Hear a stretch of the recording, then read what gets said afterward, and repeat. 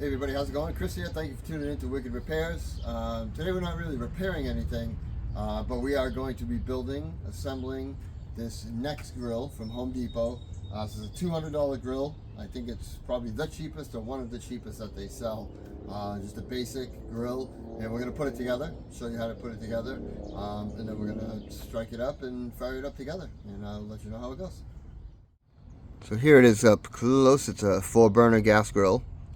Just, very basic, temperature gauge on it, single hood, no side burner, electric push start. Everyone's invited. I have cut the top open, and that's it so far. Of course, you see right there the assembly instructions right on top, and operating instructions. So if you never operated a grill, definitely look at that, or brush up on it if you need, and assembly instructions. Obviously go through the book. That's all I can tell. Is the first tip I'll tell you is make sure you go through here. I always like to look at instructions fully to see what I'm up against, see what kind of tools you need. This says you only need an adjustable wrench and a screwdriver. And it tells you kind of what you have to do here. If you read all the fine print, shows you the bags of hardware here. Always go through, make sure you have all of your parts that are in the parts list, all of your hardware, and then go through and follow it step by step and build it. I mean, it doesn't get much easier than that. But we're going to show you together in case you want to see it or have any questions or want to check out the grill.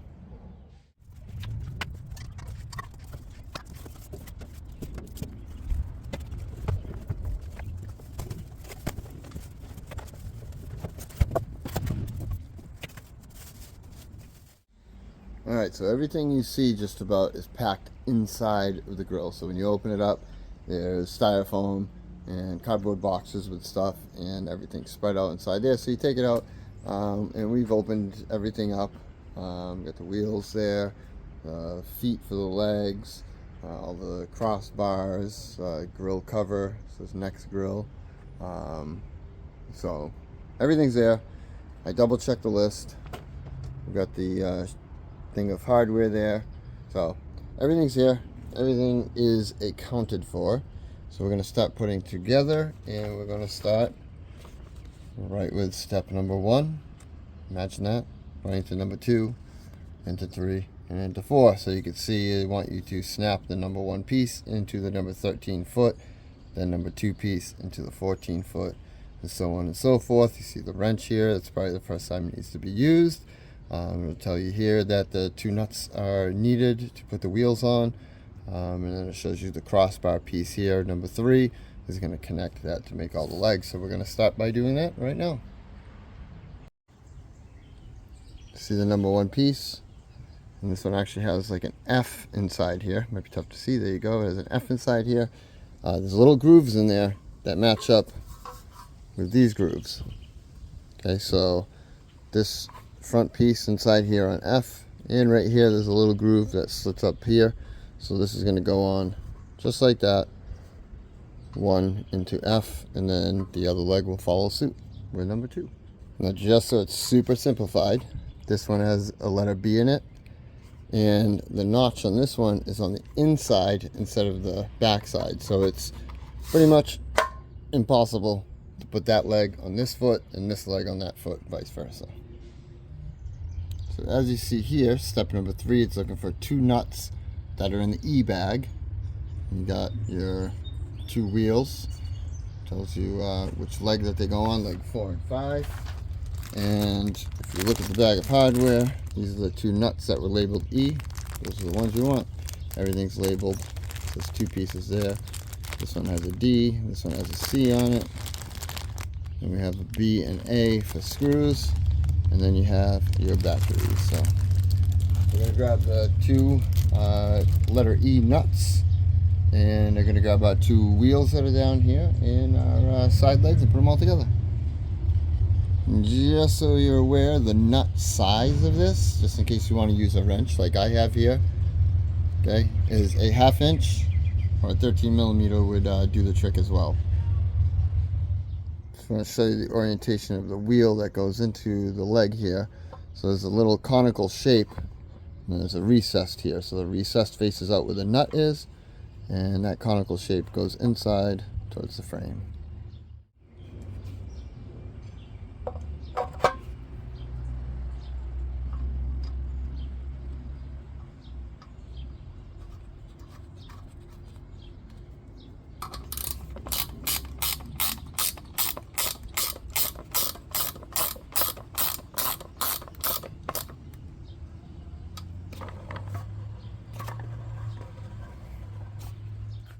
So then our next step is the two legs that we built in step 1 and 2. We're going to put those together with part number 3 here and some screws there. Those screws may already be in the legs. I have to double check. If not, we'll get them out of hardware. Some of them are like that, and then this will be our next step here to put the top brace in. And this is why that next step said we didn't need any screws, because the screws are actually in here already. So we're going to take number 3 from this leg to the other leg with these existing screws. We're going to loosen them up. The other piece is going to slide in, and then we'll snug those up. This is the piece that goes in, and you can see, I haven't loosened these up yet, but you can see where that would go in there together and lock into place. So you see we have the legs built right there, and the next step to put the top together is to grab this piece. It actually has an L stamped in it right here, and where that L is stamped in, you can see where it matches here, and it's going to go onto putting those legs together.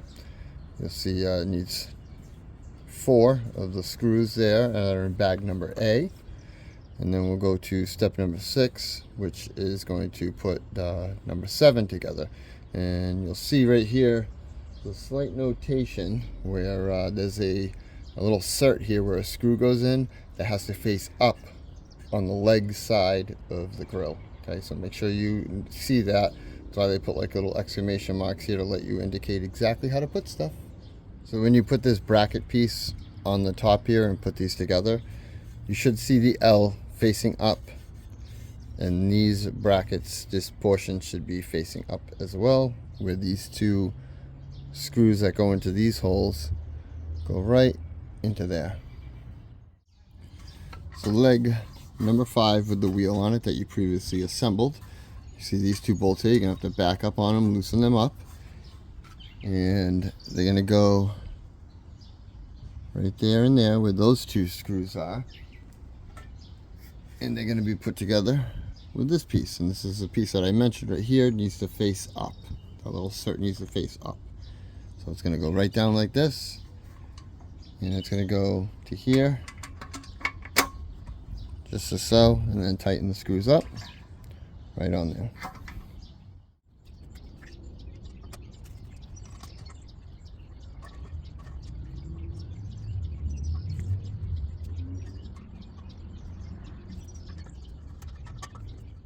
So now that we did that part, we're on to step number 7, which is to put the cross piece here, number 6, and attach it to the other leg and wheel. This is what the next piece looks like. Piece number 6. That's going to connect the 2 wheel sides together.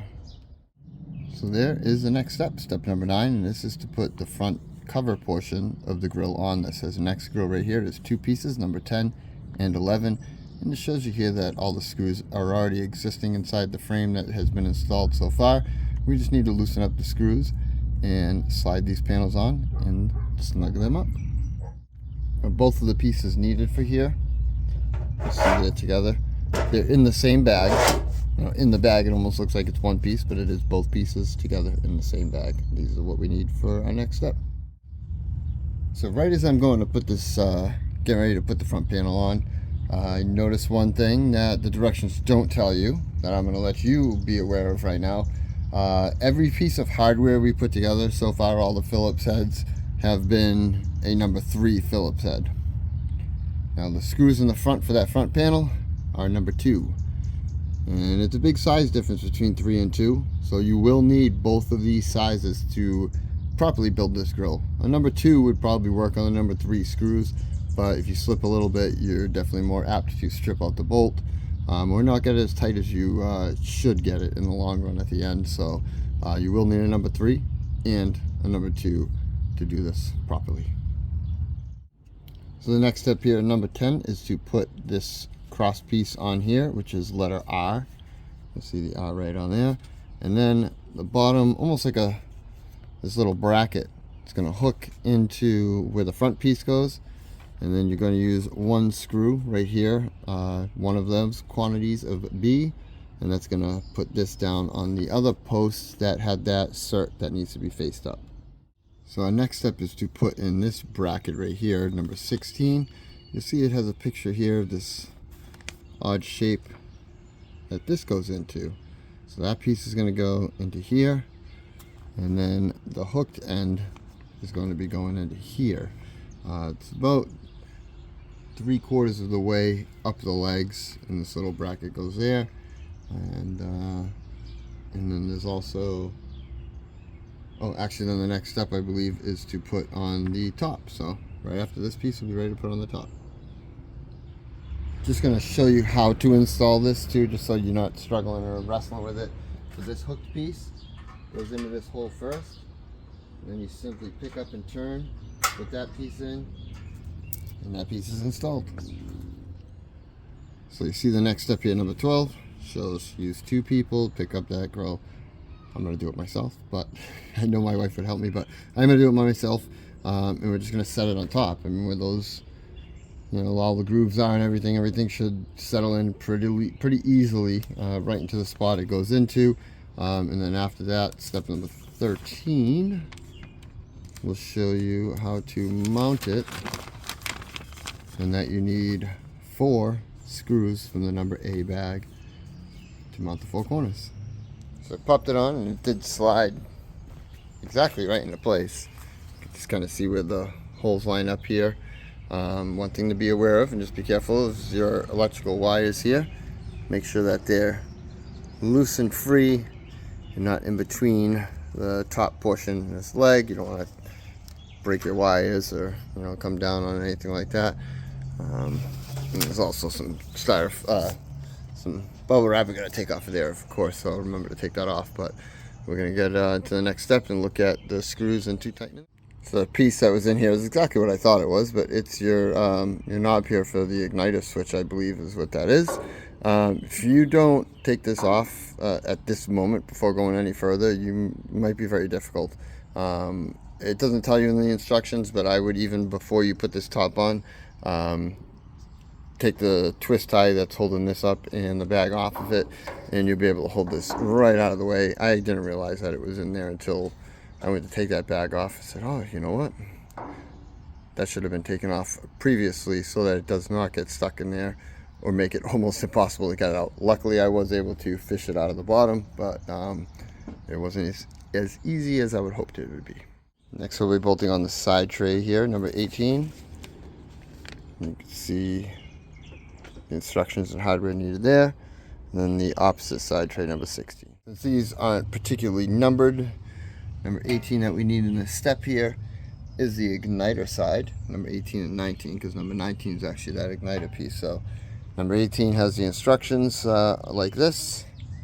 Number 19 is the piece with the hole in it, as it shows here for the igniter. And you need 3 letter B screws. And another easy way to decipher left from right sides, or burner side to non-burner side, is 20 and 21. Number 21, there's these little knobs on there. So we're going to put that together too. We haven't done that yet, but we're going to put that together as our next step after we mount this securely. So this is the igniter side. You can see the hole where the igniter is going to go into after, but just to let you know and show you, there's a bolt in here that we're going to loosen up where it's on this oblong piece that goes in there, locks into place. Then here and here on the inside, these are nut certs where you're going to have a bolt and washer coming through the inside of the grill into these 2 certs here. And there's also going to be one more little screw that goes there. So you can see right here I have just finger tight one of the bolt and washers, and the other one's going to go right here that goes into that cert. You can see right here, this is where the smallest screw goes, way up here. You gotta make sure you get that in there. So it looks a lot in the instructions like it wants you to put a bolt in here. I'm not going to yet because I think it's actually this one that they want you to loosen up, and then it rides over the edge of this little piece here, and then you tighten that back down, and that holds in the front. That's what it seems like to me. It's very sturdy like that. If I have an extra bolt, then I'll throw it in there, but I'm going to go ahead and tighten all these up 100% now. It is getting dark out here fast. I did start this later than I anticipated, so we're going to be using the light here for a little bit. If I have to finish it up tomorrow, I'll finish it up tomorrow, but I'd like to finish it tonight. Next is these little brackets here. There's 2 of them that's inside your hardware kit. I'm going to show you exactly where they go on the grill, but you do need 2 of these and 4 letter B screws, the number 2 ones. So right in the very front portion of the grill, right here and here, is where this bracket is going to go. So you'll see where the knob is, you see where this piece is, and you see where those 2 holes are. That is exactly where we're going to go with this bracket, right up like this. So we're going to do that on both sides.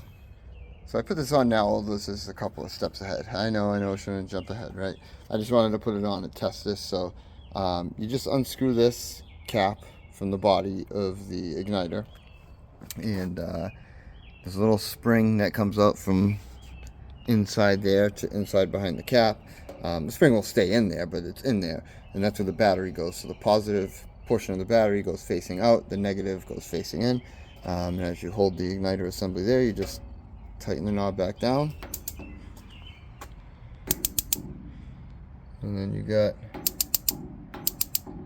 press the button and you can check all the igniters, everything's working. So that's a great, and then technically this is the next step before you put the igniter in, but we're going to set these in, set the grates in, and then set the top piece in, and then this is where you would technically put the igniter in, but that's why it doesn't matter. And then we'll get the bottom pin in after. We're almost there. So you see I put the outside pieces in. As you put them in, you see these little grooves. It just sits right there. Can't be much easier than that to line it up. Just pop it in the grooves, pop it in the grooves. You're good to go with setting those in. And then you put your 2 grates on top. It's a 2-piece, so it's split right down the middle. 1 piece to the left, 1 piece to the right. Very simple. Just lay it right in place. So when you're putting in the top piece, you see the curves. They kind of go to the back, and the lip is facing up in the back and not down. If it was down, where stuff could roll off the back, it would be the wrong way. So you'll see, you just put these right into these spots here, right there, so they could sit in the swivel. Slide them back so that you can put the front portion in there, and that's it. So you hook in the back here on both sides, sit in the top on there, and that's it. So this is our next step, is the drip pan with a little tray holder for the grease trap, and then you see that there's a couple of screws and washers, 2 B's and 2 D washers that are going to hold down this little mount there for the grease trap. And of course I'm going to slide it into place. And then the last thing would be to set up the propane tank, secure it in its location, and connect the gas line. Always check to make sure there's no leaks here. Obviously if you connect it and you clearly smell rotten eggs or propane in the air, you probably have a leak, or not, something might not be tight. Whatever the case, the scenario may be. Always be careful, of course, when striking anything that you don't have any leaks. One good way to check for leaks is just some soapy water around these areas, and see if it bubbles up at all. And hopefully it doesn't, and you'll be good to go. So after you assemble the tray, you simply slip it right in. You'll see where it catches here, where it can't go anymore. And then you have the grease trap, slides right in there. Nice little convenient handle. Always be careful of heat anyhow, but that's great. Nice and set up and good to go there. Alright, so when you secure the tank in, you'll see this clip. It just slides pivots. That's why it pivots here. It pivots. It goes up there. And you'll see the bottom of the tank kind of sits in the little grooves of this frame. And that's kind of what secures it in there. So, just make sure that that's snug as can be. There we go. It kind of just fell into place good. And then we're going to go ahead and connect the propane line here. I just want to point out here that those 2 screws that I initially had put in here, or started to put in here, and I decided to use these. Well, this does go there to secure it, but so does this as well. The instructions are very confusing. It doesn't look like it even shows this, I believe, but just so you know, yes, one does go in there, both sides. Alright, so it is dark, so you should be able to see this well anyhow. I got the propane on. We've got the igniter here hooked up, so we're going to start with this left burner and just turn it on. It might take a second. Oh, there we go. We have flame, so we're going to go to the next one. This should catch.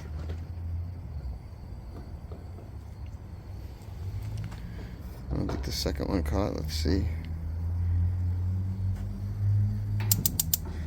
Okay, you have to hit the igniter on every one.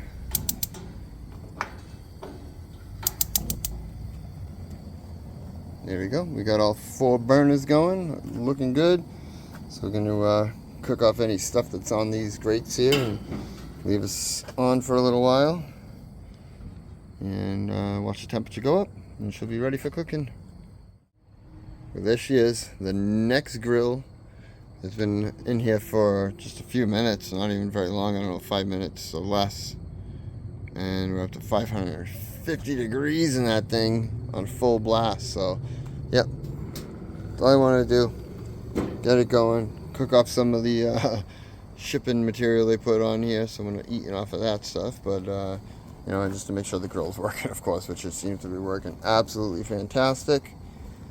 So, pushing the knobs, shut everything off. Always make sure you shut off your propane tank on the bottom as well, which I will do that. But thank you very much for watching. Hope you enjoyed this video and it has helped you in some way, maybe made your assembly a little easier, or maybe a spot where you might have been confused at building it yourself that hopefully you saw in this video and helped you finish your project. So thanks for watching. Catch you on the next one.